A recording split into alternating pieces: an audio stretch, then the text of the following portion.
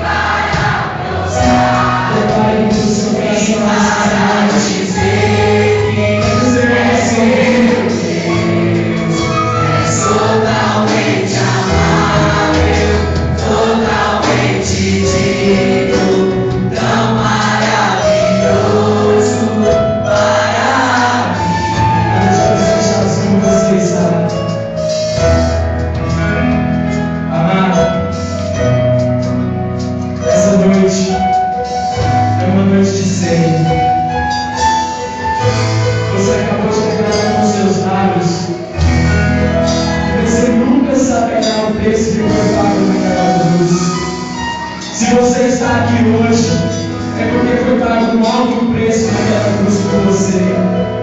Foi pago um alto preço pela sua vida. Foi um preço tão grande que você nunca vai conseguir imaginar. Meu amado, e a única coisa que você pode dar em troca para o Senhor nessa noite, por esse preço que foi pago naquela cruz, se chama a sua adoração. Será que hoje você pode se render aos pés de Jesus e falar: Jesus, essa noite eu vim para te adorar? Será que hoje você pode se render aos pés do altar do Senhor, no trono do Senhor, e falar: Deus, essa noite eu separei somente para te adorar? Querido, eu quero te convidar nesse momento a você adorar ao Senhor. Pai, mas eu não sei. Começa a dizer palavras bonitas para Deus. Começa a dizer para Ele que você não vive sem Ele. Começa a dizer para Ele que Ele é o ar que você respira. Diga para Ele que Ele é o sol de cada manhã. Meu amado, adoração é tudo aquilo que o Senhor quer de você nessa noite. É que você o adore. É que você se renda aos seus pés. É que você se prostre aos pés do Senhor nessa noite e diga: Pai, eu vim para te adorar. Senhor, não importa, Senhor, qual seja a circunstância. Existe uma mulher na Bíblia. Continue adorando.